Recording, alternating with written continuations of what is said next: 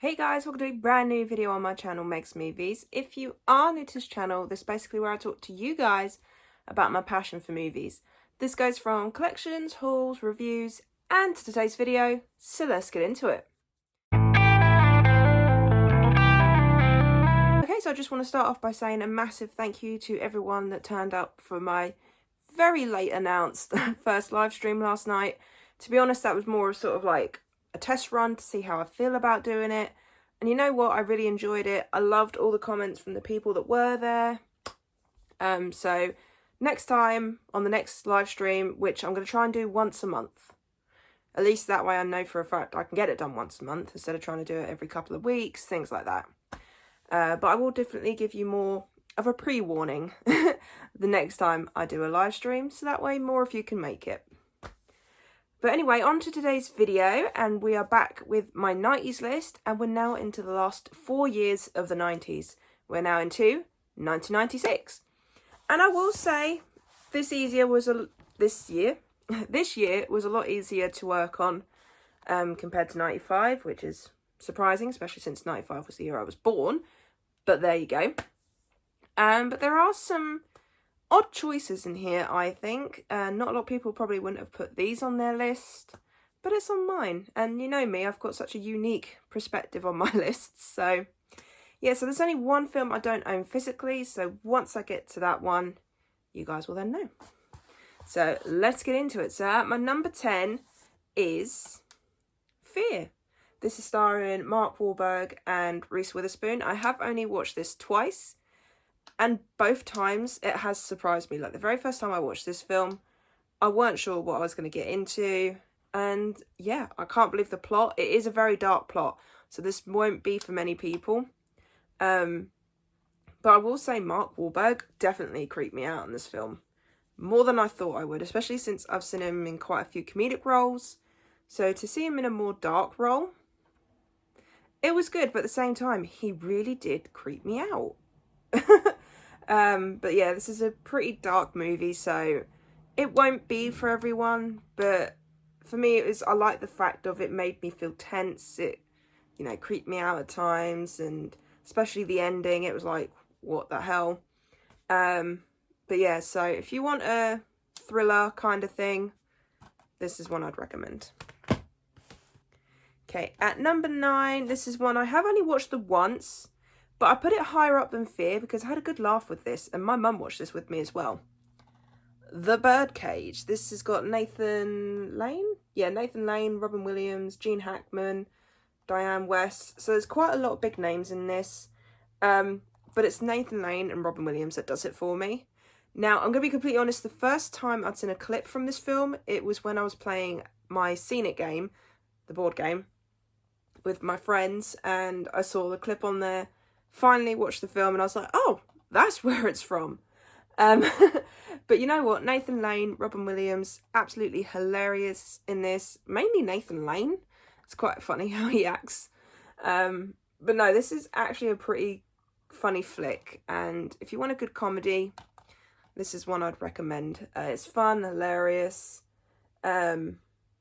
Just, yeah. Overall, me and my mum enjoyed this film.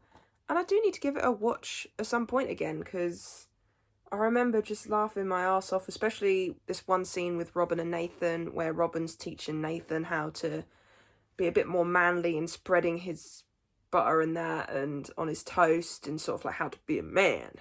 You know, so it's quite a funny film, not gonna lie. Okay, and at number 8, we have The Hunchback of Notre Dame. Of course, there's going to be a Disney film on this list. I do enjoy this film, but it's not one that I return to all that often. But it is one from the 90s that I do enjoy. I love the song Out There. I think it's such an underrated song, because I think for a lot of people, Hellfire, the villain song, which is such a creepy song, by the way, very creepily animated, but such a fun villain song. I know, such a weird way to describe it. But I think Out There doesn't get as much love as it should. I think it's such an amazing little song, sung by Quasimodo. I do like the statues. They can be a little bit annoying at times, but then at the same time, they do make me laugh. So Yeah, I will say this is a good Disney film. Like I said, it'd probably be in like my top 20 more than anything. But for 96, I had to include it.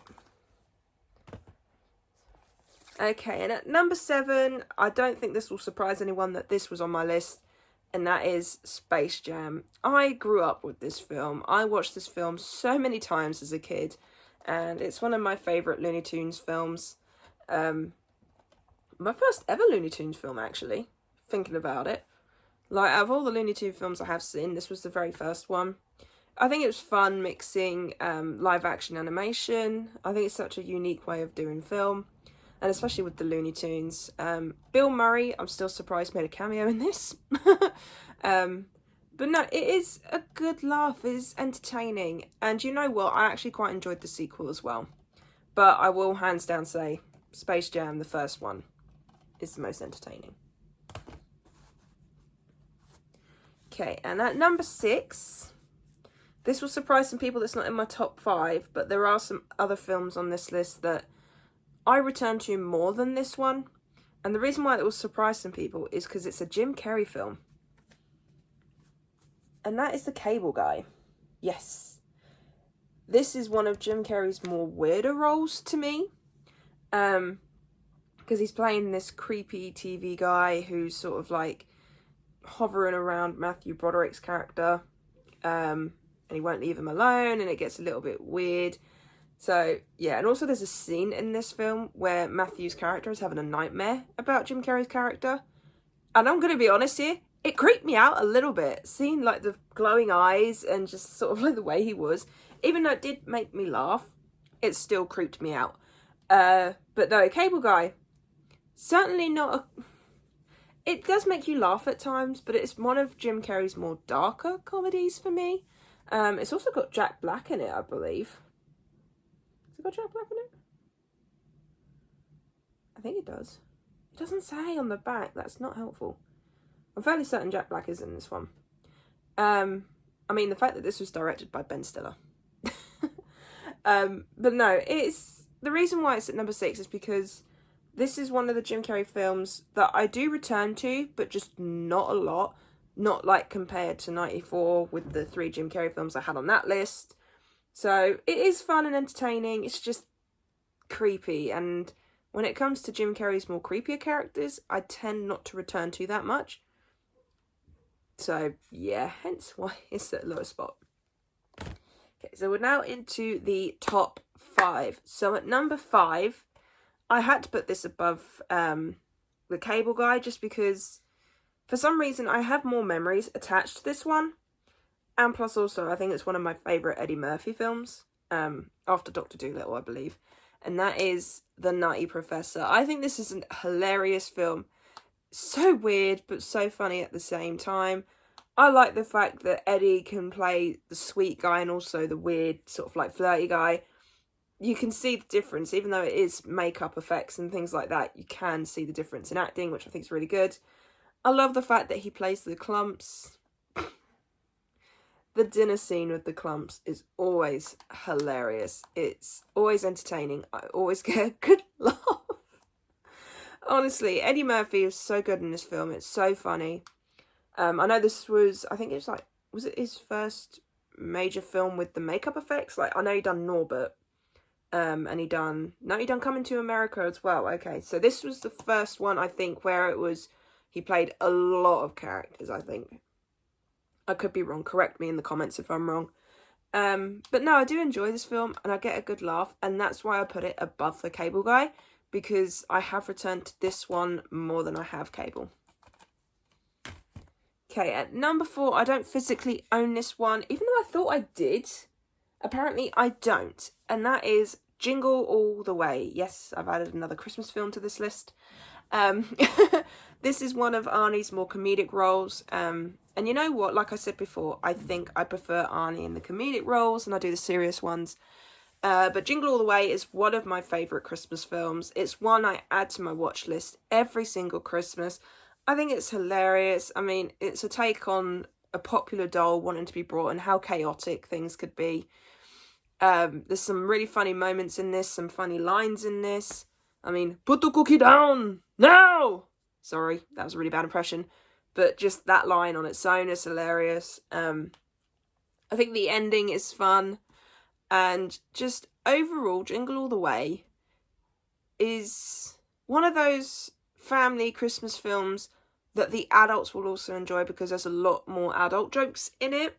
So I feel like it's one of those films that it's one the whole family can watch and get a good giggle out of it. And I say, if you don't want to see Arnie in his more sort of like actiony roles and you want to see him in something different, Jingle All The Way is definitely one I would recommend. Okay, now into my top 3. This will probably never change. I know there's a lot of films I still haven't seen from the 90s, especially this year. But these are the top 3, and they're all childhood favourites. So, starting at number 3, Homeward Bound 2, Lost in San Francisco. So, I really enjoyed the sequel to this. Well, this is the sequel, but you know what I mean. I really enjoyed the first one. So of course I did watch the second one growing up, and I really enjoyed the second one growing up. I think these both films are just such amazing light-hearted films. They do have some dark moments, especially near the end of this film. But it does have a good time with it. I think just seeing like all the characters come back, and then we get some new ones as well, some new dog voiceovers, which are hilarious. But it's nice that we all come back to the same casts and characters. So, yeah, Homeward Bound 2 is one of those sequels where it is just as good as the first one, I think. Maybe not like 10 out of 10 like the first one is for me. Probably like a 9 out of 10. But no, Homeward Bound, both films are so good. But of course, I had to have this at my number 3. At number 2, some people might know why this will be at my number 2. Some people won't. And that is Romeo and Juliet. I remember the first time I watched this film was in high school, because obviously they made you watch films in high school based on books that you were reading, and Romeo and Juliet was one of them. And they showed us a more modern version of this film because, hate to say it, it's keeping us entertained. It's got Leonardo DiCaprio in it, Claire Danes, so many good actors in this. And I still enjoy this movie to this day, no matter how many times I have seen it. I still cry, I still laugh. There's a song in here, I can't remember what it's called, but I listen to it pretty much whenever I've watched the film. I listen to it on repeat afterwards. I think it's good, even though like it is spoken in the way of Shakespeare. I think they modernised it in a very good way. So even though they're speaking, saying, thou shalt blah blah blah and thy and they and all that, with the gun aspects, with the modern side of things, I think they did well to integrate the two. This is directed by Baz Luhrmann. This was my very first film of his, actually. To which, after I'd watched this, I then watched Moulin Rouge. So thanks to that, it got me into Baz Luhrmann's films. But no, this is a very good film. If you have not watched it, I seriously recommend you do. But at my number 1, if you know exactly what came out in 96, you'll know exactly what my number 1 is. And that is Scream. Oh my god, the OG Scream. Of course it's at my number 1 of this list. Nothing will ever top it. I really don't think it will. My first Wes Craven film.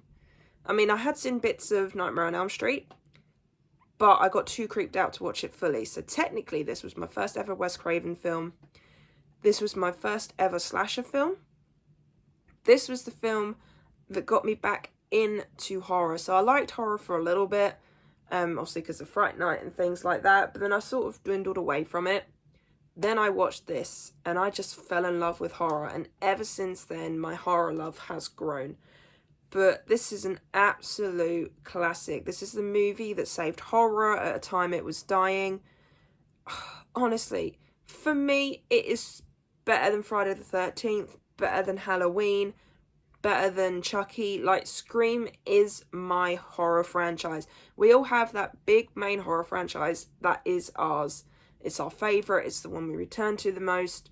Scream is mine. So, honestly, I have so much love for this film. Not just for the direction, but for the way it's so meta, and it's the first of its kind, really. I mean, I know we had Wes Craven's New Nightmare before that, but that was more of a test run for this to then, what was it?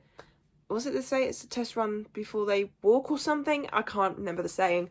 But then after that, honestly, such a good horror film. If you want a gateway into horror, this is one I'd recommend.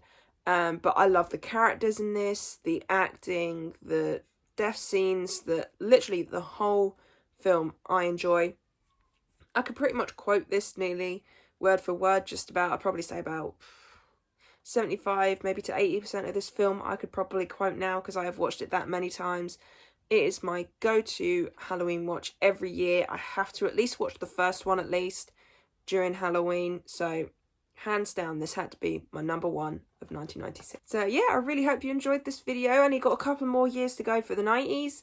And if you weren't there for my live stream, I did mention that I am going to do the 2000s. And you know what? I'm going to do the 2010s as well. May as well do the whole 9 yards. But yeah, so I really hope you enjoyed this list. If you did, then do give it a thumbs up. And if you are new to the channel, then go ahead, hit that subscribe button and also notification bell down below to be notified when I post. And also leave me your top 10 movies of 1996. Is it similar to mine? Is there movies that I may have not watched that you would recommend that's on your list? Let me know in the comments down below. And I'll see you guys next time.